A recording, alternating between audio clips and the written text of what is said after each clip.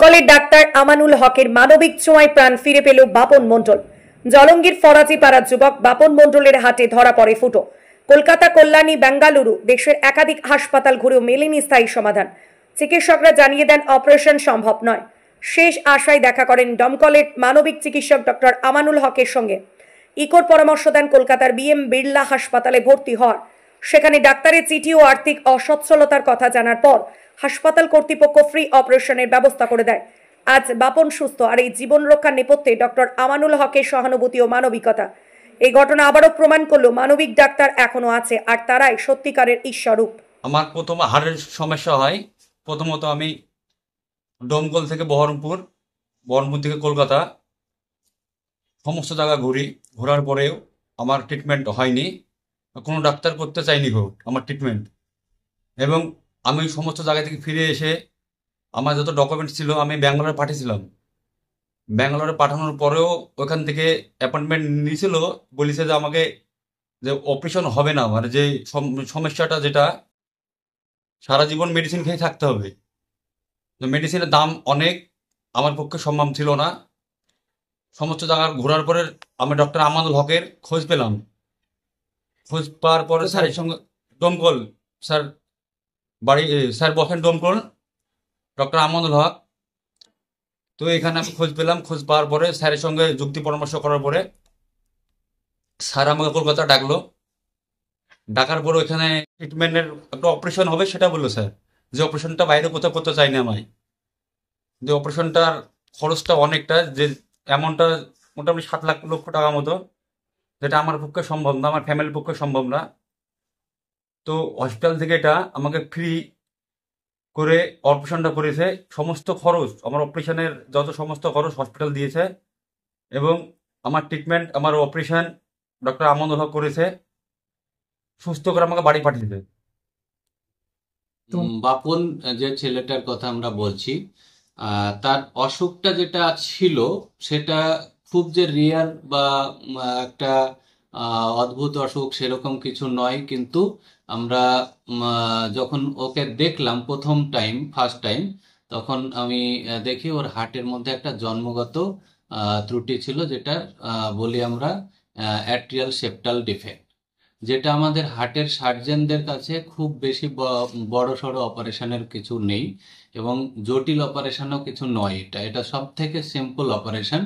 কিন্তু আমি ওর অসুখটাকে নিয়ে যখন অপারেশনের জন্য তৈরি হই বা প্রিপারেশন শুরু করি, তখন দেখা যায় যে ওর হার্টের মধ্যে শুধু ওই ফুটোটা নয়, ফুটোটার কারণে, ফুটোটা তো একটা মানে অ্যানাটমিক্যালি ওটা অনেক বড় ছিল, এবং তার ফলে যেটা হয়েছে, আমাদের হার্টের যদি আমরা গঠনটা দেখি, আমাদের হার্টের 4টে প্রকোষ্ঠ থাকে, দুটো আপার চেম্বার, দুটো লোয়ার চেম্বার। তো দুটো আপার চেম্বারের মাঝখানের যে সেপ্টামটা থাকে, মানে ওয়ালটা থাকে, সেই জায়গাটাতে ফুটোটা ছিল। এবং তার ফলে কি হচ্ছিল, লেফট সাইডে যে আমাদের পিওর ব্লাড বা অক্সিজেনেটেড ব্লাড থাকে, রাইট সাইডে দূষিত ব্লাড থাকে। তো ওর মধ্যে একটা মিক্সিং হয়ে যাচ্ছিল এবং লেফট সাইড থেকে ব্লাডটা ডান দিকে ঢুকে যাচ্ছিল। তার ফলে ডান দিকের ওই ব্লাডটা পুরোটা ফুসফুসে যাচ্ছে। এবার স্বাভাবিকভাবে কি হচ্ছে, যে ফুসফুসের একটা অস্বাভাবিক প্রেসার বাড়তে থাকছিল। এবার এটা ওর বয়স এখন প্রায় 20-22 বছরের কাছাকাছি চলেছে। এটা কন্টিনিউয়াসলি বাড়ার ফলে এটা এমন সিচুয়েশন হয়েছে যে ওর ফুসফুসের প্রেসার এমন অত্যধিক বেড়ে গেছে, এবং যখন এই অ্যাট্রিয়াল সেপ্টাল ডিফেক্ট বা এএসডির সঙ্গে ফুসফুসীয় প্রেসার যদি খুবই বেড়ে থাকে অত্যধিক, তখন আমরা কিন্তু অপারেশনের কথা ভাবার আগে আমরা অনেক চিন্তা করি যে এটা অপারেশনের পরে এটা সফল হবে কিনা। কারণ হচ্ছে এএসডির সঙ্গে যদি পালমোনারি হাইপারটেনশন থাকে অত্যধিক, তাহলে আমরা সেই কন্ডিশনটাকে একটা বলি আইসেনমেঙ্গার সিনড্রোম, যেটা আমাদের মেডিকেলের পরিভাষায় অপারেশনের করার মতো থাকে না, যেটাকে ইনঅপারেবল বলি। কিন্তু তারপরে আমরা দেখলাম ওর অস্বাভাবিকভাবে যে ও এত কিছু হওয়ার পরেও তার সঙ্গে সঙ্গে আরো যেটা ছিল, তার ডান দিকের যে ভালভটা ওটা সিভিয়ার লিক ছিল, যেটাকে আমাদের একই সঙ্গে ওটাকে ঠিক করতে হবে। তার সঙ্গে সঙ্গে ছিল কি ডান দিকের পুরো হার্টটা ও ফেল করছিল, যেটা খুব ইনিশিয়াল স্টেজে ছিল। কিন্তু এই এতগুলো মানে অ্যাসোসিয়েটেড প্রবলেম থাকার কারণে আমরা অপারেশন করব নাকি করব না এই নিয়ে হেজিটেট করছিলাম। কিন্তু আলটিমেটলি আমরা যখন আরো কিছু ইনভেস্টিগেশন করলাম, ওর ক্যাথ স্টাডি করলাম, তারপরে সবকিছু করার পরেও কিন্তু আমরা কনফার্ম হতে পারলাম না একদম শিওর ওকে রেজাল্ট ভালোভাবে বের করে নিয়ে আসা যাবে কিনা। তারপরে আমাদের একটা মেডিকেল বোর্ড বসলো, সেখানে অনেক কার্ডিওলজিস্ট, আমি ছিলাম, আরো আমাদের ইন্টেনসিভিস্ট, অ্যানেস্থেসিওলজি, সবাই মিলে একটা আমাদের সিদ্ধান্ত হলো যে একটা হাই রিস্ক যদিও কন্ডিশন, কিন্তু অপারেশন আমাদের করতে হবে, কারণ হচ্ছে এটা মেডিসিন দিয়ে সারানোর যোগ্য নেই, এবং যত টাইম যাবে এই অপারেশনের রিস্ক ততটাই বাড়তে থাকবে।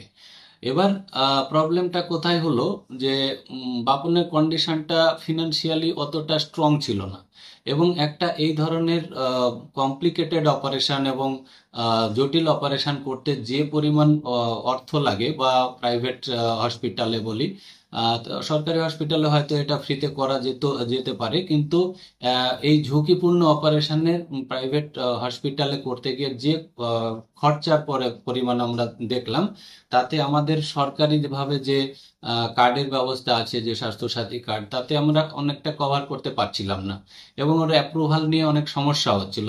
আমরা যে অপারেশনটা এক্স্যাক্টলি চাইছিলাম সেটা আমাদের ওখান থেকে অ্যাপ্রুভাল পাচ্ছিলাম না।